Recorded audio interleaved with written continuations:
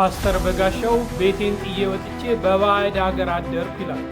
እውነቱን ለመናገር የኢትዮጵያ ኦርቶዶክስ ተዋሕዶ ቤተክርስቲያን እጅግ ታላቅ ቤተክርስቲያን ናት። ወደ ኦርቶዶክስ መመለስ ፈልጋለሁ። አንድ ክርስቲያን ከሁሉም ሰው አንሳለሁ ካላለ የመዳን ተስፋ የለም። ከአርቲስቶቹ በተጨማሪ ዛሬ የሄሎ ታክሲና የፊንቴክ ባለቤት የነበረው አቶ ዳንኤል ዮሐንስም ፍርድ ቤት ቀርቧል። ትርታ ሬዲዮ በትርታ ሬዲዮ ላይ የተጠራቀመ ጠቅላላ ኦርቶዶክሳዊ ጣል መሆኑን ባሉላ አውቀነዋል። ሰላም ጤና ይስጥልኝ፣ እንዴት አላችሁ? እግዚአብሔር የተመሰገነ ይሁን። በአዲስና በወቅታዊ ቪዲዮ ተመልሼ መጥቻለሁ። እንግዲህ በዚህ ቪዲዮ የምንመለከተው ፓስተር በጋሻው ቤቴን ጥዬ ወጥቼ በባዕድ ሀገር አደርኩ የሚል አንድ ጽሑፍ አስነብቦናል። እንግዲህ ወደ ኦርቶዶክስ የመመለስ አዝማሚያ ያለው ይመስላል። እነዚህን ነገሮች በጣም የሚገርሙ ናቸው፣ አስቀኛቸዋለሁ። ቤተክርስቲያናችን አሁን ያለችበት እውነታ ምን ይመስላል የሚለውን እንመለከታለን። አንዳንድ ርዕሶችን አንስተንም ዛሬ በተለየ ሁኔታ ውይይት እናደርጋለን።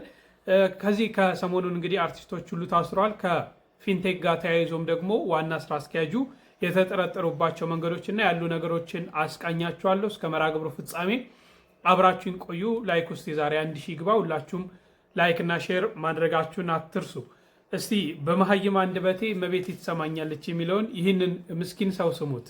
አዎ እመብርሃን ትሰማኛለች። አገኘኝ። ለምሳሌ ምግብ የሆነ ምግብ ጎረስኩት፣ ጣፈጠኝ፣ በላውታ የሚጣፍጥ ምግብ ነው አብዬ አጣጥሜ ጎረስኩት። ልክ እንደዛ ሁሉ እኔ እመብርሃን ስሚኝ አለሽ፣ እያዳመጥሽ ነው፣ አንቺ ከእግዚአብሔር ጋር ታማልጅኛለሽ፣ እየሰማሽኝ ነው የሚለው ሐሳብ ወደ ውስጤ ሲመጣ ወይ ደግሞ የመብርሃን ዛሬ ዕለተ ቀኗ ነው፣ 21 ነው ቀኑ፣ ማርያም የምትከበርበት ቀኑ ተብሎ እዛ አካባቢ ላይ ሲሄድ የሚሰማኝ ስሜት አለ። ስሜት ረዳኛ በደም ወንድሜ ተምሬው ገብቶኝ ቴዎሎጂ ገብቼ ዶክተር ሆኜ ዲግሪ ይያለ ዝም ብሎ ማይም አንደበቴ የሚገባኝ ነገር ወንድሜ፣ ማንም ማይገፍብኝ፣ ማንም ከላይ ላይ ማይነፍገኝ ማን ይሄ ማንም ሰው መጥቶ እንደዚህ ና ብለኝ ማልሰማው በቃ ውስጤ ሐሴት ያደርጋል። ሌላ በተረፈ እንጂ ቄሱ ስለሰበከ፣ አንተ ስለሰበክ፣ ጳጳሱ ስለሰበከ፣ ፓስተር ከሌ ስለሰበከ፣ ሼኩ ስለሰበከ ሳይሆን እኔ መንፈሴ ውስጤ እመብርሃን ታድኝኛለች፣ እመብርሃን ከእግዚአብሔር ጋር ታማልኛለች የሚለው አሳሰብ ውስጤ ስለገባ እሱን ይዤ ነው ያለው እስካሁን ድረስ። ከእውቀት አኳያ አይደለም ልፈልግ ይሄን ውስጥ ያለ ነገር አመሰግናለሁ። ሁላችንም እኮ ወደ ውስጣችን ያስገባነው አንዳንድ በቃ የምንወዳቸው ነገሮች አሉ። አንዳንድ ጊዜ የተቀበልናቸው ውሸቶችም በጣም ደስ እያሉን ሊቆዩ ከኛ ጋር ይችላሉ። ግን እግዚአብሔር ቃል የሚለውን እውነት መቀበል ግዴታ። የእግዚአብሔር ቃል የሚለው አዳኝ አንድ ነው የሚለው። ብዙ አዳኝ አለ አይልም። መሲሁ ኢየሱስ ክርስቶስ ነው፣ ከድንግል ማርያም የተወለደው፣ መስቀል ላይ የተሰቀለው፣ ለኃጢአተኞች ኃጢአት ቤዛ የሆነው፣ የተሰወው፣ የሞተው፣ የተነሳው እሱ ብቻ ነው ይላል። እሱ ብቻ ነው ከሙታን የተነሳው። ለምሳሌ ገብቶሃል? ብጽዕት ድንግል ማርያም እሱ እናት ነች፣ የሚወዳት እናቱ ነች። ሞትን አሸንፋ ተነስታለች የሚል የመጽሐፍ ቅዱስ ክፍል የለም። ከሞት በታች የሆነ አካል እኔን ሊሰማኝ አይችልም፣ ጸሎቴን ሊሰማ አይችልም፣ ሊመልስልኝ አይችልም። አይ መላእክትም ይሰሙኛል፣ ማርያምም ትሰማኛለች ብሎ መውሰድ ምናልባት ከአባቶቼ ከእናቶቼ በወረስኩት ነገር ያንን ላለመልቀቅ ልደሰት ትችላለህ፣ ልትደሰት ትችላለህ። ነገር ግን መጽሐፍ ቅዱስ የሚለው መራራ እውነት አዳኝ ኢየሱስ ነው ይላል። ጸጋን የተመላሽ ሆይ ብሏታል። ጸጋን የትኛው ጸጋ? ጸጋ ሐዋርያት ይጎልባታልና፣ ጸጋ ነቢያት ይጎልባታልና፣ ጸጋ መላእክት ይጎልባታል። ጸጋ ሁሉ ያላት ስለሆነ መስጠትም ይቻላታልና ትሰጣለች። ምን ብለን እናምናታለን? የአምላክ እናት ብለን እናምናታለን። የፕሮቴስታንት ፓስተሮች ድንግል ማርያምን ብቻ ሳይሆን የማያምኑት ክርስቶስን የማያምኑ ለምን? እሷን ወላዲት አምላክ ካላለ ልጇን አምላክ ማለት አይቻልምና። ስለዚህ ተመልከቱ፣ ወላዲት አምላክ መሆናችሁን እመኑባት፣ እናምናታለን። ወላዲት አምላክ መሆኗን ማማለድ እንደምትችል እናምንባታለን። ለምን? በእግዚአብሔር ዘንድ ፍጹም ባለሟልነት አላትና። የልጇን አስታራቂነት አትነጥቅም። ልጇ በዕለተ ዓርብ ወዳደረገው ተመልከቱ፣ እሞ በልዮ ተመልከቱ፣ በእንቲአዬ ለፍሬ ከርስኪ እብኖዲ፣ አንቺ እናቴ ቅድስት ድንግል ማርያም ሆይ ለማኅፀንሽ ፍሬ ካለ ሁሉ ጌታ ለሆነው ልጅሽ እንዲህ በይው። ምን ልበለው? እኔን አይተህ ማረው በይልኝ ይላል። እኔን አይተህ ማረው፣ አንተን ስላዘለ ጀርባዬ ስለታቀፉ እጆች ስለሳሙ ከንፈሮች ስለወሰነችው ማኅፀኔ ስላነቡ አይኖቼ ማር ብትለው እርቅን የሚወድ እግዚአብሔር እናቱን ይጠላታል እንዴ? እርቅን የሚወድ እግዚአብሔር እስከ ቀዝቃዛ ወርዶ ምን ዋቀስ የሚል እግዚአብሔር በእናቱ ቢለመን እምቢ ይላልን? የኃጢአተኞች መስዋዕት አስጸያፊ ነው ይላልና መጽሐፈ ምሳሌ ላይ እሷ ብትለምነው ከኛ ይልቅ ልጇ እንደሚሰማ እናምናለን። ግን አውቀው ይቀላቀሉትና የእመቤታችንን ምልጃ ከዕለተ ዓርብ የክርስቶስ ማዳን ጋር ቀላቅለው የሚያድን እግዚአብሔር ነው ብለው ደግሞ ለመቀላቀል ይሞክራል። ወደ ልጇ ማዳን ታደርሰናለች ነው እኛ ያልነው። ወደ ልጇ ድነት ታደርሰናለች።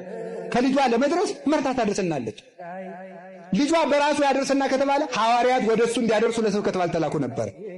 ሐዋርያት ወደሱ እንዲያደርሱ ለስብከት እንደላከ እናቱንም አንድ ወደሱ የሚስብበት ገመዱ ናት። ሀብለ ምሕረት እንተ ብኪ ይስብ እግዚአብሔር ኩሉ ዓለም ሀቤሁ ይላል ደረስ። ዓለምን ሁሉ ወደ ራሱ የሚስብበት የምሕረት ገመድ አንቺ ነሽ ነው የሚላት። ጎበዝ ሰው ከጉድጓድ ወድቆ ጫፉን ያዝና ልሳብ ብሉት እምቢ የሚል ጅል አለ? እግዚአብሔር በእናቴ ልሳባችሁ ሚል እምቢ ይባላል? በምንም ይስበን። በእናቱ ገመድነት በወንጌል ገመድነት ይስበናል። ኦ መስገርት ገሪብ እንተ ተወደይኩ ውስተ ባሕረ ዓለም ዋስተጋባይኪ ኩሎሙ ዘመድ አሳት ዘውቶሙ መሃይምናን። በዓለም ሁሉ የተዘረጋሽ መረብ አሳዎችን ሁሉ የሰበሰብሽ ልጅሽ ወደ ዓለም ባሕር ወደ ተባለው ዓለም የዘረጋሽ መረብ አሳዎችን ሁሉ የሰበሰብሽ መረብ ከክርስቶስ የተገኘሽ መረብ አንቺ ነሽ። አሳውን ሁሉ ሰበሰብሽ። እነዚህም ምእመናን ናቸው። ማን ነገረን? ራሱ ክርስቶስ ምን ብሎ ማቴዎስ 13 ላይ መንግሥተ ሰማያት መረብን ትመስላለች ብሎናል። በማን መረብነት ይሰባታል? በእናቱ መረብነት። አሁን በኃጢአት ባሕር እየናወዝኩ ነውና ጠልቄያለሁና ከኃጢአት ረግረግ አውጥተሽ በልጅሽ የምሕረት ባሕር ጣይኝ። እኛ ምንል እንዲህ ነው። እግዚአብሔር የሚስበን በሷ ነው። ከዚህ የተነሳ እመቤታችን ምንድናት? ለምናምናት አለን። እምናምናት ወላዲተ አምላክነቷን አማላጅነቷን እናምነዋለን። አንድ ከማን ጋር ነው የምታሳርገን? ከልጇ ጋር። ሁለተኛ መድኃኒታችሁ ናትና እመኑባት ይላል። በጣም የሚገርም ነው። እንደተከታተላችሁት ነው እንግዲህ ፕሮቴስታንቱ ምን ያህል እመቤታችን ጋር ያላቸው ጥላቻ፣ እኛ ደግሞ በመሀይም አንደበታችን እመቤታችንን ምን ያህል እንደምናምናት፣ እመቤታችንን ምን ያህል እንደምንወዳት እንግዲህ ይህ ምስኪን በጎዳና ተዳዳሪነት የሚኖረው እመቤቴ ሁሉንም ነገር ስጠይቃት ትሰጠኛለች እያለ ይናገራል። ስለ እመቤታችን ፍቅር፣ ስለ እመቤታችን ክብር ገብቶታል ማለት ነው። የእመቤታችን እናትነቷ ምልጇ ምን እንደሚመስል ገብቶታል። እነሱ ግን ዝም ብለው በሰው ጀርባ ሲባዝኑ ይውላሉ ማለት ነው። ዛሬ እኮ ቅዱስ ገብርኤል ነው አይደል? ገብርኤል ይቅደምላችሁ ከፊት፣ እኛ እንከተላለን፣ እሱ ይቅደምልን። ወተን በሰላም እንድንገባ ገብርኤል ይቅደምልን። ተኝተን እንድንነሳ ገብርኤል ይቁምልን። እኔ ከፊት ሄዳለዋል። እናቶቼ ባለማወቅ ገብርኤል ይከተላችሁ እንዳትሉሽ፣ ገብርኤል ይቅደምላችሁ ነው። እሱ ነው መቅደም ያለበት። የጠላት እንቅፋት እንዳያገኘን እሱ ይቅደምልን። ከመንገድ የተቀመጠውን የጠላት እንቅፋት እኮ የሚያነሳው ገብርኤል ነው። መረብ ይወጥራል ጠላት፣ የመረቡን የሚበጣጥሰው ገብርኤል ስለሆነ እና ገብርኤል እኔ ከፊት ሄዳለሁ አንተ ተከተለኝ አለው። በሩ እኮ እንደተዘጋ ነው። መክፈቻ ይዞ አይደለም ገብርኤል የሚሄደው። መክፈቻው የተቀመጠው በመቶ አለቃው እጅ ነው። በወታደሮቹ አለቃ እጅ የተቀመጠ ነው። ገብርኤል ጋር የሌለማ ምን መክፈቻ አለ? ሁሉን የሚከፍት ቁልፍ አለው። ይከፍታል አይከፍትም? ከማተልኮ ማናዞት ስለመጣ ማልኮት ስለመጣ በሩ ጋር ሲጠጋ በሩ ራሱ ይከፈታል። በሩ ጋር ሲጠጋ በሩ ይከፈታል። ሁለት በሮችን አሳለፈው። የተዘጋው የናንተ ሁለት በር ይሁን፣ የጤናና የሰላም በር፣ እሱን ይክፈትላችሁ። ሩህሩህ እኮ ነው ገብርኤል። አሁን ፊት ለፊቱ የቆምነው ገብርኤል፣ የኔና የናንተ አማላጅ ገብርኤል፣ ቅዱስ ገብርኤል፣ መልአኩ ገብርኤል፣ ብርሃናዊው መልአክ፣ ጽልመታዊ መልአክ ያልሆነ ጽልመታዊውማ ወድቋል። ቅዱስ ገብርኤል በማን ፊት ነው የሚቆመው? በማን ፊት ነው የሚቆመው?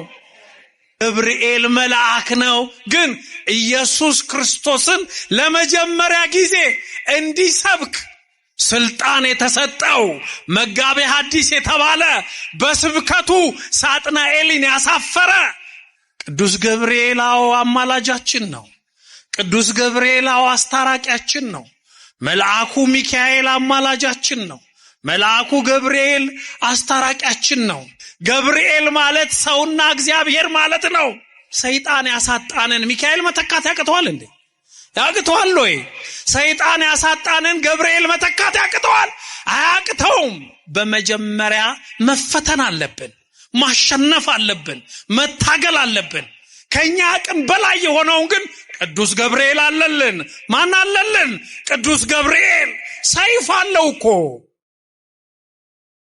ገብርኤል። ሩህ ነው። እመቤታችን እንባዋን ስታነባ ላስችል ብሎት ሰይፉን መዘዘ። ዓለምን አጠፋለሁ በእኔ ምክንያት ድንግል ለምን ታለቅሳለች አለ። ገና ድንግል ማርያም በአካለ ሥጋ ሳትጸነስ ሳትወለድ ቅዱስ ገብርኤል እመቤታችንን ለማብሰር እመቤታችንን መጥቶ የእግዚአብሔርን ቃል ሊነግራት ኢየሱስን ትጸንሻለሽ፣ ኢየሱስን ትወልጃለሽ ሊላት 5500 ዘመን ገብርኤል ኢየሱስ የሚለውን ስም ሲያጠና፣ ሲዘምር፣ ሲያሸበሽብ፣ ሲሰግድለት ነበር። ክብር ምስጋና ለመድኃኔዓለም ይሁን። ቅዱስ ገብርኤል በክርስቶስ ስቅለት፣ በክርስቶስ ደም መፍሰስ፣ በክርስቶስ መስዋዕትነት ያልበረደ ቁጣ የለም። እግዚአብሔርን ሕግ ከሻርን፣ እግዚአብሔርን ከካድን፣ ሐልዎቱን ከካድን የምናቀው መልአክ አያውቀንም። የምናቀው መልአክ ይረሳናል። እንደ ገብርኤል መሆን አለብን እኮ፣ እንደ ሚካኤል መሆን አለብን እኮ፣ ሰይጣንን መርታት አለብን እኮ። ሥጋ የለበሰውን ኢየሱስ ክርስቶስን የሰበከ ቅዱስ ገብርኤል መጽሐፍ አልቦ አሜን በሉ። መልአኩ ቅዱስ ገብርኤል የልቦናችንን መሻት ከአምላክ ዘንድ ወስዶ ያስፈጽምልን፣ ለመምህሮቻችን ቃል ሕይወትን ያሰማልን። እንግዲህ እንደዚህ አይነት ቅዱሳን ጻድቃን፣ መላእክት፣ ሰማዕታት ተሰጥተውናል ከአምላክ ዘንድ እንዲያማልዱን። በብዙ የተባረክን ነን እኛ ኦርቶዶክሳውያን፣ በእውነት በጣም እድለኞች ነን። እንደው ይህንን ካነሳን አይቀር እዚሁ ቤተክርስቲያናችን አሁን ያለችበት በጣም አሳሳቢ ደረጃ ላይ ትገኛለች። ፈተናዋስ ምንድን ነው? የቤተክርስቲያን ቆይ 2 ደቂቃ ታገሱና ይሄን ነጭ እውነት መሬት ላይ ያለ አሁን ቤተክርስቲያኒቷ ያለችበት ደረጃ እውነቱን ስሙ። 2 ደቂቃ ታገሱ። ሼር ኮፒ ሊንክ ማድረጋችሁን ግን እንዳትረሱ። ገንዘብ የሚያስገኝ ነገር ማንኛውንም ያስቀይራል። አሁን በቤተክርስቲያናችን ዜናዎቻችን፣ አሁን በእኛ ራሱ በቤተክርስቲያናችን በመገናኛ ብዙሃናችን የልማት አርበኛው ምስጋናው ራሱ የልማት አርበኛ እኮ ለመሆን ብዙ ኮርፖሬሽኖችና ድርጅቶች አሉ በአገሪቱ። በእውነቱ ያንድ ካህን፣ ያንድ አለቃ፣ ያንድ አገልጋይ ዋና ኃላፊነት ነፍስ ማዳን ነው። ክርስቲያኖች አገላብጠነዋል። አሁን በቤተክርስቲያናችን ያልተገላበጠ ነገር የለም። አሁን የምናደላው ለወርቋ ነው። እውነት ለመናገር ለወርቋ፣ ለልማቷ፣ ለመስባዋ፣ ለአስራቷ፣ ለበኩራቷ፣ ለነፍስ ድነት፣ ለእውነተኛ አምልኮት ምንም ቦታ የለው። እውነት ነው ይሄ። ለዚያ ነው እየተቀጣን ያለ ነው። ለዚያ ነው እየተሳደርን ያለ ነው። ምክንያቱም እግዚአብሔር ተጸየፈን፣ ከበደው፣ እያስጠነቀቀን ነው፣ እየነገረን ነው፣ እየተናቅን ነው፣ እየተዋል። ለምንድን ነው የምንናቀው? እግዚአብሔር ስለተለየን። ሐሳባችን አርሱ የማንንም ሕሊና አይገዛም። የተዋረደ ነው። ተራ ነገር ምድራዊ ነው። ሐሳባችን ሁሉ ተራ። ተዋርደናል። እውነቱን ለመናገር ደግሞ በሌሎች እናመካኛለን። እንዲህ ያረጉብን እንዴ! እኛ በእግዚአብሔር ላይ ካደረግነው፣ እኛ በቤተ መቅደስ ላይ ከፈጸምነው፣ እኛ በሃይማኖቱ ላይ ከፈጸምነው ጉዳት በላይ ማንም አልጎዳትም። የኢትዮጵያ ቤተክርስቲያን ማንም አማኞቿ፣ አስተማሪዎቿ፣ ሰባኪዎቿ፣ ዘማሪዎቿ፣ ካህናቶቿ፣ የተወሰኑት አለቆቿ፣ መሪዎቿ የበደሏትን ያህል ማንም አይበድልም በዚህ ዘመን። ማንም ይሄን በድፍረት መናገር ሁሉንም አይወክልም፣ ግን ማንም የለም። የተገላበጠ ነገር ነው ያለው። ስለዚህ እግዚአብሔር ይጸየፈናል፣ አሳልፎ ይሰጠናል። ሁሉንም አሳልፎ መስጠቱ ብዙ ንጹሃን ምዕመናንም ንጹሃን ካህናትም አሉ። እውነት ለመናገር መምህራን መነኮሳት አሉ ንጹሃን፣ ምንም አልጠፋም። በእነሱ አሁንም ጨርሶ ይማረን። በእውነቱ መምህራችን ቃለ ሕይወት ያሰማልን። አመናችሁም አላመናችሁም፣ ተቀበላችሁም አልተቀበላችሁም፣ በዚህ ዘመን የሚያስፈልገን እንደዚህ እውነቱን ተናግሮ ይሄ የተበላሸው አሰራር የተበላሸው አካሄዳችን ተስተካክሎ የአባቶቻችን ሃይማኖት ያቺ ቀደምቷ መምጣት አለባት፣ መስተካከል አለበት። የአንድ መምህር የአንድ ካህን ዋና ዓላማው ምንድነው? ነፍስን ማዳን። አውደ ምሕረት ላይ ተሰብስበን አሁን ክብረ በዓላት ሲሆኑ ስንት ሰው ቆርቧል ተብሎ ተጠይቆ ያውቃል? የለም። ስንት ሰው ንስሐ ገብቷል ተብሎ ተጠይቆ ያውቃል? የለም። ዓላማው ሌላ ሆኗል። ይሄ ካልተስተካከለ እግዚአብሔር አይሰማም። እንደሰማችሁት ነው እንግዲህ የልማት አባት፣ የልማቱ አርበኛ፣ የልማቱ እንደዚህ። እኔ እኮ ኢንዱስትሪ የገባ ይመስላል፣ ግራ ነው የሚገባኝ። የቤተክርስቲያን የአጥቢያ የአድባራት አስተዳዳሪዎች እኮ ዋና ስራቸው ወንጌልን መስበክ። እንግዲህ እነሱ ልማት ላይ የልማት አርበኛ ሊባሉ የሚገቡት ምዕመናንን በየዕለቱ ስንት ምዕመናን እየቆረቡ ነው በዛ አጥቢያ፣ ስንት ምዕመናን ከአማኝ ሳይሆኑ ወደ አማኝነት የስላሴ ልጅነት ስንቶቹ መጥተው አግኝተዋል የሚሉ ነገሮች እየታሰቡ አይደለም። በጣም በሚያሳዝን ሁኔታ ማለት ነው። ገንዘብና ገንዘብ ላይ ብቻ ትኩረት አድርገናል። ምዕመናኑ ላይ ትኩረት እያደረግን አይደለም። ወንጌሉ ላይ ትኩረት እያደረግን አይደለም። በየሶሻል ሚዲያው በየተለያየ ሁኔታ ስትመለከቱት ገንዘብ ላይ ነው ትኩረት እያደረግን እየሰራን ያለ ነው ማለት ነው። ብር ያስገኝ እንጂ ምን አገባን? ሰው ቢሞት ባይሞት ቢመጣ ቢቆርብ ባይቆርብ እንዲህ አይነት ዓለም ላይ ደርሰናል። እንደው በዚህ እንወያይ። እውነት ከልባችሁ የሚሰማችሁን ነገር እንድትናገሩ እንድትጽፉ ፈልጋለሁ። ይህን ወንድማችንን ስሙት። ኦርቶዶክሳውያን ብንወያይበት ብዬ ማስበውን ሀሳብ ልንገራችሁ። በቻላችሁት መጠን ጨርሳችሁ ስሙ፣ ሀሳባችሁንም አጋሩበት። በብዙ ቦታዎች ላይ ቢያንስ በአንድ ወረዳ ውስጥ 2-3 ትላልቅ ካቴድራሎች ይጀመራሉ። ከዛ በላይ አነስ አድርገን ነው ብዬ ነው። እና እነዚህ ካቴድራሎች ወይም እነዚህ ትላልቅ ቤተክርስቲያኖች ከ200-300 ሚሊዮን በላይ ብር ይፈልጋሉ። እና ትልቅ ብር ነው አይደለ? በዚህ ብር ይሄ ቤተክርስቲያን ሲሰራ ለብዙ ዓመት ሊፈጅ ይችላል።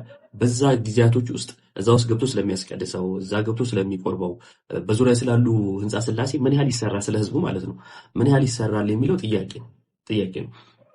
ዝም ብለን በስሜት ሳይሆን በደንብ ዙሪያችን እንድናየው ጭምር ማለት ነው። እኔ አሁን አሳሳቢ ነገር አስፈላጊ ነገር ብዬ ማስበው አሁን ባለንበት ሁኔታ አዳዲስ ተከላ ከሆነ ችግር የለም፣ እዛ አካባቢ ያለ ህዝብ መጠቀም መገልገል ስላለበት፣ ግን ያሉንን ቤተክርስቲያኖች እንዳሉ በእነሱ እየተጠቀምን በነዛ መቅደሶች እየተጠቀምን ያንን ብዙ ሚሊዮን ብር 300-400 ሚሊዮን ብር እና ከዛ በላይ ለምንድን ነው እሱ ለአካባቢው ሰው የሆነ ፋብሪካ ሊሆን ይችላል ወዘተ የሆነ ነገር ተደርጎበት ተሰርቶበት በዙሪያ ያሉ ክርስቲያኖች፣ ስራ አጥ ወጣት የመሳሰሉት ክርስቲያኑ በኢኮኖሚ እንዲጎለበት ቤተክርስቲያኑ በንግስ ሰዓት እንኳን 30 ደቂቃ 20 ደቂቃ 30 ደቂቃማ በፍጹም 20 ደቂቃ ወንጌል ተሰጥቶ 1 ሰዓት ተኩል እስከ 2 ሰዓት በልመና የሚቆይበትን ጊዜ መግደል የማንችለው ይህን ነገር ማጥፋት የማንችለው ለምንድን ነው የሚል ጥያቄ ይፈጠርብኛል። ከብዙ ነገር ቤተክርስቲያን መከላከል ይቻላል፣ በዙሪያ ያሉ ብዙ ነገሮችም ስላሉና እንደው ቤተክርስቲያን በሰፊው አሁን ትላልቅ ወጪዎች የሚፈልጉ ነገሮች ጋር ከመሄድ በፊት እንደው ህንፃ ስላሴ ላይ ቢሰራ በኢኮኖሚ ብንዳብር እንደ ቤተክርስቲያን እንደ ምዕመናንም ጭምር ይሄ ተያይዞ ማደጉ ቢኖር ምን ይመስላችኋል? ይህን ከምን አንጻር ማየት እንችላለን? ለምሳሌ በብዙ ቦታዎች ላይ ከሀገር ውጭ ማለት ነው ክርስቲያኑን በኢኮኖሚ ያዳከሙትና ከዛን የነሱ ግዞተኛ ያደርጉታል። መጨረሻ ላይ የሌላ እምነት ተከታይ የሆነች ሀገር እንድትባል ትሆናለች። አስቀድሞ ግን የተደረገው ምንድን ነው?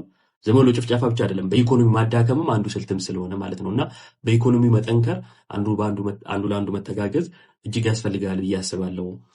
ምን ታስባላችሁ? ኮሜንት ላይ ብትጽፉልኝ፣ ቪዲዮም ብትሰሩ ብቻ ሀሳብ ብንለዋወጥበት ብዬ ከልባችሁ በዚህ የተሰማችሁ እንድጽፉ እፈልጋለሁ። እኔ እውነት ኦርቶዶክሳውያኖች መቼ ነው እንግዲህ የሚታሰብላቸው? መቼ ነው? ዛሬ እኮ አንድ ኦርቶዶክሳዊ እንግዲህ ኦርቶዶክስን ነው ማገባው በማለቱ ብቻ ይህንን በመናገሩ ብቻ ከስራ ገበታው እየተባረረ እኛ በጣም በብዙ ሚሊዮን እያወጣን ህንፃውን ከምንገነባ በዛ ሚሊዮን ብር የተለያዩ ኢንዱስትሪዎችን ሰርተን አንድ ኦርቶዶክሳውያን ይጠቀማሉ፣ ኦርቶዶክሳውያን ስራ ያገኛሉ፣ ኦርቶዶክሳውያን እንጀራ ያገኛሉ። ሁለተኛ ከዛ አስራት በኩራታቸውን ያወጣሉ። ሶስተኛ የስራ አጥነት አይኖርም። ቤተክርስቲያንን ይረዳሉ። ያን አይደለም የዛን 10 20 30 ህንፃ ይሰራሉ። የምንሰራቸው ህንፃዎች እኮ ትርፍ እያመጡ አይደለም። ምዕመናን ኖረውባቸው እንኳን ቢሆን ኢትስ ኦኬ።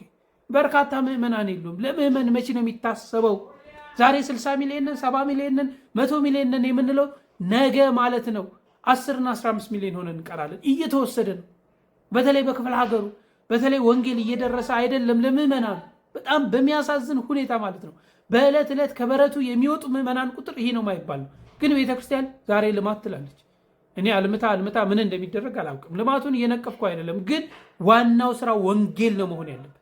የወንጌል ልማት የወንጌል አርበኛ ነው አንዳንድ አስተዳዳሪዎች መሆን ያለባቸው ማለት ነው መሆን ያለባቸው። እንግዲህ ይሄ ነው። እስቲ እናንተም በዚህ ላይ ሀሳባችሁን ስጡ። ወደ በጋሻው እንለፍ። እንደው እሱ የጻፈውን ጽሑፍ ከማንበቤ በፊት አንድ ወቅት ያለውን ስሙት። እውነቱን ለመናገር የኢትዮጵያ ኦርቶዶክስ ተዋሕዶ ቤተክርስቲያን እጅግ ታላቅ ቤተክርስቲያን ናት። እኔ ለኢትዮጵያ ኦርቶዶክስ ተዋሕዶ ቤተክርስቲያን አደረኩላት ከምለው አስተዋጽኦ ይልቅ የኢትዮጵያ ቤተክርስቲያን ለኔ ያደረገችልኝ በእጅጉ ይበልጣል። ይህንን ስል ከልቤና የእውነቴን ነው። እኔ በመንፈሳዊ ቋንቋ በጥበብ ቃል አፌን እንደከፍት ያደረገችኝ ይህንን ዛሬ ለሕዝብና ለአሕዛብ የምመሰክረውን ወንጌል በእጄ ያስጨበጠችኝ የኢትዮጵያ ኦርቶዶክስ ተዋሕዶ ቤተክርስቲያን ናት። እኔ እድገቴም ታሪኬም ሁሉ ነገሬም በኢትዮጵያ ኦርቶዶክስ ተዋሕዶ ቤተክርስቲያን ውስጥ ነው። ያ የኔ የአገልግሎት መንገድና የታሪክ ምናባዊ ሐውልት ዛሬም በዚያ ስፍራ ይኖራል። ስለዚህ የኢትዮጵያ ቤተክርስቲያን ለኔ ያደረገችውን አዎንታዊ አስተዋጽኦ ስናገር በኩራትና በደስታ ነው። ለዚህም በዚህ አጋጣሚ እጅግ አድርጌ ቤተክርስቲያኒቱን አመሰግናለሁ። እንግዲህ እንደሰማችሁት ነው ያው የኢትዮጵያ ኦርቶዶክስ ተዋሕዶ ቤተክርስቲያንን ምን ያህል ከፍ አድርጎ እንደሚያያት ነው የተናገረው። ጥሩ ነው። አንድ ጽሁፍ እንግዲህ በሱ ስም በማህበራዊ ሚዲያ እየተዘዋወረ ነው። አይታችሁትም ሊሆን ይችላል። እንደዚህ ይላል፣ ስክሪኑ ላይ እንዳለው ነው። የነፍስ ጩኸት የምላሽ መንገድ ይላል። ቤቴን ጥዬ ወጥቼ በባዕድ ደጅ አደርኩ፣ የአባቴን ቃል ዘንግቼ በመንገድ መከርኩ፣ የነፍሴን ረሃብ በስጋዬ ሸፍኜ ከእውነት ርቄ ሄድኩኝ ራሴን አጥፍቼ። መንገዱ ቢረዝም ጥቅሻው ቢያምርም የልብ ሰላም ግን በሜዳ አይገኝም። አፈርኩኝ በገዛ ጥላዬ ባዕድ ሆነብኝ የትላንት ጌታዬ። አሁን ግን ነቃሁኝ በጸጸት እሳት ከቀደመው መንገዴ እንዳልወጣው ጠፍቼ እጄን ዘርግቻለሁ በአፍረት ተውጬ። ነፍሴን ላድን ይሆን ከዓለም ተለይቼ አባት ሆይ ስማኝ የጠፋሁት ልጅ ተመልሼ መጣው ወድቄ በደጅ ምሕረትህ ሰፊ ነው ቂም አታውቅምና ባክኜ መጥቻለሁ መርተኝ በቀና ይላል። እንግዲህ በሱ ስም እየተዘዋወረ የሚገኝ ጽሁፍ ነው። እንግዲህ እግዚአብሔር አምላክ የልቦናን መሻት ፈጽሞ ወደ እውነተኛይቷ ቤት ይመልስ። ባይዘዌ እዚህ ጋር መናገር የምፈልገው እነ በጋሻው ቢመለሱ ደስተኞች ነን። ነገር ግን በምን አይነት መንገድ ነው የሚመለሱት? ሲመለሱ መድረክ ላይ እንዲወጡ አልፈልግም። በጣም ረዥም ዓመት በአመክሮ ሊኖሩ ይገባል። መድረክ ላይ እነዚህ ሰዎች ወደ ኦርቶዶክስ ተመለስን መጣን ቢሉም ለጥፋት ሊሆን ስለሚችል ማለት ነው። ይሄን በደንብ ሊታሰብበት ይገባል። መድረክ ይሰጣቸው የሚለው ነገር ብዙ አያስማማኝም። ከዚህ ኮሜንት ስር በርካታ ነገር ስለነበረ ማለት ነው ያነሳሁት። እንደው አንድ ቪዲዮ ላስቀኛችሁ። በኤአይ ነው ግን ወንድማችን የሚሰጠውን ሀሳብ ስሙት። እውነቱን ለመናገር ወደ ኦርቶዶክስ መመለስ ፈልጋለሁኝ። የቀድሞዋ ቤቴ ናፍቃኛለች እጅጉኑ። መመለሱን እፈልጋለሁ። አሁን ባለሁበት ሰዓት ባይሆንም መመለሴ አይቀርም ማለት ነው። እውነት ለመናገር በጋሻውን ፊቱን አይቶ ማወቅ ይቻላል። መመለስ ይፈልጋል። ከፍቶታል። ፊቱ ጠቁሯል። በህልም በውኑም እየታየ ነው። ከእናት ቤተክርስቲያን ጋር ካሳደገችው ከቅድስት ድንግል ማርያም ጋር ካሳደጉት ቅዱሳን ጻድቃን ሰማዕታት ጋር ተጣልቶ አዝኖ ተክዞ ለመመለስ አፍሮ ያለ ወንድማችን ነው። እውነት ኦርቶዶክሳውያን ልንጸልይለት፣ ልናለቅስለት፣ እንዲያስተውል፣ እንዲረጋጋ ወደ ቀድሞዋ ታላቋ ልዕልቷ ኃያሏ ኦርቶዶክስ ተዋሕዶ ቤተክርስቲያን እንዲመለስ እኔ በበኩሌ ምኞቴ ነው እና ወንድማችን አይዞህ፣ የኢትዮጵያ ኦርቶዶክስ ተዋሕዶ ቤተክርስቲያን አታስፈራን። ዝቅ ብለን በትህትና ተሞልተህ በፈሪሃ እግዚአብሔር አልቅሰህ እንባህን አፍሰህ ቅድስት ቤተክርስቲያንና ልጆቿን ይቅርታ ጠይቀህ ወደ ቅድስት ቤተክርስቲያን ብትመለስ የበለጠ ከጸጋ ላይ ጸጋ ከክብር ላይ ክብር ታገኛለህ እንጂ አትወረድም። አይታውም ብትመለስ ለአንተ ጥሩ ነው። ስለዚህ ከዚህ ቀደም የጎደለህን እውቀት የምትሞላበት ይሆናል። ከዚህ ቀደም ያጠፋውን ጥፋት የምታስተካክልበት መስመር ይሆናል። ከዚህ ቀደም የታበይክበትን ትዕቢቶች በሙሉ አባቶችን ያዋረክበት ሂደቶችን በሙሉ እርግፍ አድርገህ ከአባቶች ስር እግር ስር ዝቅ ብለህ ወንጌልን እንደገና ጠይቀህ ተረድተህ ኦርቶዶክሳውያንን ይቅርታ ጠይቀህ ወደ ቅድስት ቤተክርስቲያን ብትመለስ ሁሉም ኦርቶዶክሳውያን ያለ ቅባት፣ ያለ ምቀኝነት፣ ያለ አብሮነት፣ ያለ ምንም ክርክር ይቅርታ ይለጠም። እንደሰማችሁት ነው እንግዲህ ጥሩ ነው ጠቁሯል ምን ብሏል ነው። መቼም ከሆነ ሰው ከእናቱ ቤት ወጥቶ ሰላም ይሆናል ብዬ አላስብም። ያው አንዳንዴ ስትሰርቁ እኮ ለዕለቱ ያቺ የሰረቃችኋት በልታችሁ እስክትጨርሱ ድረስ ደስታ ታገኛላችኋ። ያቺ በልታችሁ ከጨረሳችሁ በኋላ ስርቆታችሁ ይታወቃችኋል፣ ራባችሁ ይታወቃችኋል። መቼም ይህቺ ቤት እናት ናት። ከእናት ቤት ወጥቶ ከኦርቶዶክስ ምዬ ቤት ከእውነተኛዋ መንገድ ወጥቶ ሰላም ይገኛል ብዬ አላስብም። እግዚአብሔር ሁሉንም ይማር፣ ሁላችንንም ይጠብቀን፣ በቤቱ ያጽናል። በመጨረሻ እስቲ ከሰሞኑ ከፊንቴክ ጋር ተያይዞ የሚነሱ ነገሮችን ላስቃኛችሁ። ከአርቲስቶቹ በተጨማሪ ዛሬ የሄሎ ታክሲና የፊንቴክ ባለቤት የነበረው አቶ ዳንኤል ዮሐንስም ፍርድ ቤት ቀርቧል። እንግዲህ የዋስትና መብታችን ይጠበቅብናል ብለው ተስፋ አድርገው የነበሩት አርቲስቶችና ቲክቶከሮች የዋስትና መብታቸው አልተጠበቀላቸውም። ከወንጀሉ ውስብስብነት አንጻር ለ30 ተቀጥረዋል። ወደ ዳንኤል ዮሐንስ ስንመጣ 19 አይነት ክሶች ነው የተመሰረቱበት። 19 አይነት ክሶች፣ የገንዘብ ዝውውር አለ፣ ህገወጥ የሰዎች ዝውውር አለ፣ መኒ ላውንድሪ አለ፣ እናንተ የማታውቁት ብዙ ነገሮች። ለምሳሌ ሜታ ትራንዛክሽን የሚባል በባይናንስ ገንዘብ ሲያስተላልፍ ነበረ። እነዚህ ተደራርበው በ19 አይነት ክስ 19 አይነት ክስ ነው የተመሰረተበት። አንብቡት። 1430 ሰዎች ላይ ነው በከፊንቴክ ብቻ የተቀበለው። ሌላው አብዮት አደባባይ፣ ስካይላይት ሆቴል፣ ወዳጅነት ፓርክ አስረከብኩ ሲል የነበረው ለግብረ አበሮቹ ነው። እየተለቀሙ ወደ ፌደራል ፖሊስ እንዲገቡ እየተደረገ ነው። 100 መኪኖችን የሰጠው ለእንትን ላሉ ሰዎች ሳይሆን ለሱ ግብረ አበሮች ነበረ ይልሃል። አንብበው። እንደዚህ ሆኖ አልፏል። አብረውት መያዝ የነበረበት የአስካልኮን ትሬዲንግ ባለቤት ግርማይ ገብረ ሚካኤል ከሀገር ወጥቷል እየተባለ ነው። መያዝ ነበረበት እሱ ሰውዬ እንግዲህ 2002 እንደ ኢትዮጵያን አቆጣጠር 2010 እንደ ኤሮፓያን አቆጣጠር ደቡብ አፍሪካ የዓለም ዋንጫ ባዘጋጀ ሰዓት ደቡብ አፍሪካ ይዣቸው ሄዳለሁ ብሎ ብር ተቀብሎ ጠፍቶ በኢንተርፖል ተይዞ ተበይኖበት ታስሮ የወጣ ሰው ነው። መያዝ ነበረበት። እውነት ለመናገር መያዝ ነበረበት። እንግዲህ ባልተገኘበት እሱም ክስ ተመስርቶበታል። 19 አይነት ነው። ደጋግሜ ያወራኋቸው ስለሆኑ አንብቡትና የወንጀሉን ውስብስብነትና እንዴት እንደደደሩ እነዚህ ሌቦች እንዴት ደድረው እንደነበረ ማሰብ ነው። እናንተ የምታውቁት ፊንቴክን ብቻ ነው። ከፊንቴክ ጀርባ መኒ ላውንደሪ አለ። ከፊንቴክ ጀርባ አሜሪጎ የሚባል ድርጅት አለ። ከፊንቴክ ጀርባ እነ ዳሶማ እነ ላይፍ ታይም ኢንቨስትመንቶች አሉ። እነዚህ ሁሉ ገንዘብ የሚዘዋወርባቸው ናቸው። መኒ ላውንደሪ የሚሰራባቸው ናቸው። ህገ ወጥ የሰዎች ዝውውር የሚደረግባቸው ናቸው። ሀገሪቷን ህግ አልባ እንደሆነች አድርገው የሆነ ኢምፓየር መስርተው እየኖሩ የነበሩ አደገኛ ሰዎች ናቸው። ስለዚህ ከዚህ አንጻር ነው ይሄ ነገር እያልኩ የነበረው። እንግዲህ ዛሬ ማመስገን ይጠበቅብኛል።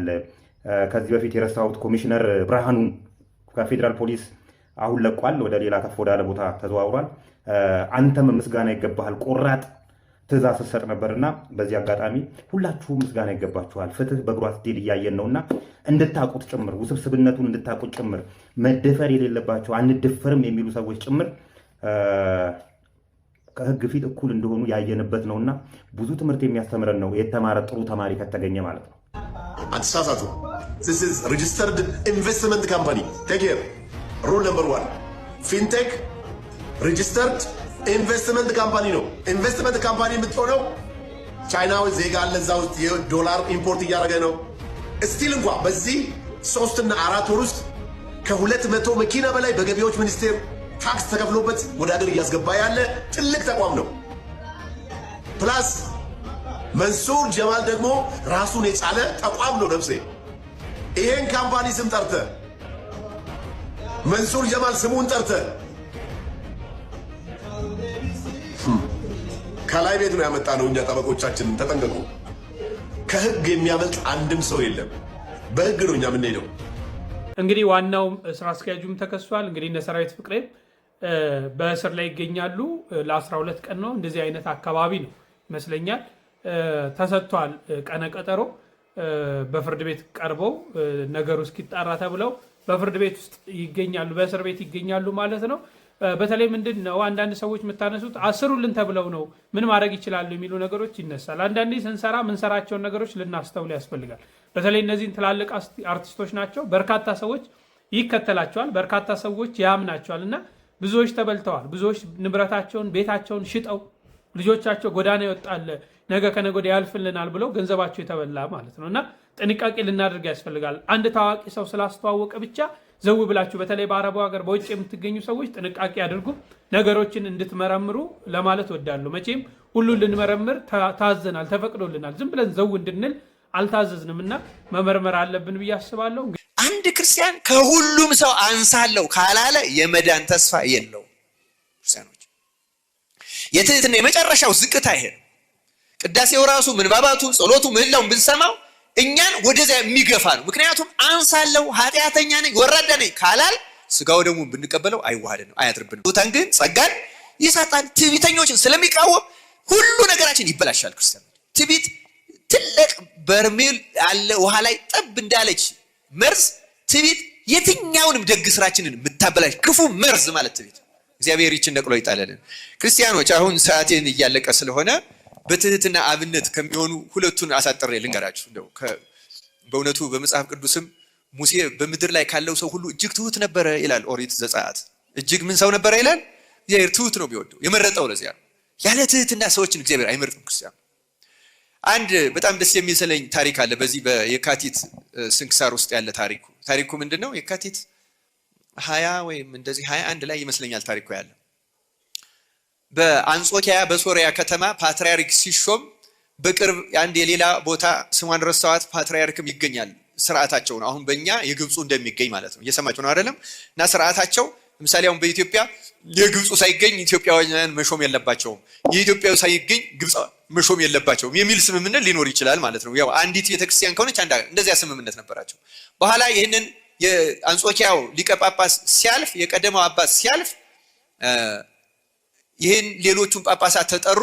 ይሄ ሌላውም መንበር ፓትርያርክ ተጠራ እንድንሾምና ተብሎ። እንዳሁኑ ስልክ የለም፣ ትራንስፖርት የለም ዘመናዊ። ግን ይሄ ቸላለ ዘገየ እና ይሄ ፓትርያርክ ስሙ እልመፍራያን ይባላል። እስቲ እልመፍራያን በሉ። እልመፍራያን እና የአባ ሊቀ ጳጳስ እልመፍራያን ሳይመጣ ቀረ እና ተሰበሰቡና አንድ ትሁት ሰው ሾሙ። ያን ሊቀ ጳጳስ የአንጾኪያው ሊቀ ጳጳስ አትናሲዮስ ተብሎ ተሾመ። ማን ተባላልኳቸው? አትናሲዮስ ተብሎ ተሾመ። በኋላ ቆይቶ ይሄ አባ እልመፍራያን ወደ አንጾኪያ ሲመጣ መንገድ ላይ በሹመቱ የተመለሱ ሰዎች ነገሩት። አንተ ቀረህ፣ ተሰበሰብን፣ መረጥን። ማንን መረጣት? እንዴት እኔ በሌለውበት ትመርጣላችሁ ብሎ በትዕቢት ያንን የተሾመው አትናቴዎስን አውግዞ በሱ የሚቆርብ እንዳይኖር እኛ በሌለንበት የተሾመ ነው ብሎ ተነስቶ ወደ ሀገሩ ተመለሰ። እንግዲህ ይሄ እኔ ከሌለውበት የሚለው አንዱ የትዕቢት መንፈስ ነው። ከእንዲህ ያለው መንፈስ አምላካችን ነፃ ያውጣን። ያው እንግዲህ ስልጣን ታስታበያለች። በኋላ አባ አትናቴዎስ ግን በጣም ትሁት አባት ስለሆነ ምን እንዳደረገ ታውቃላችሁ?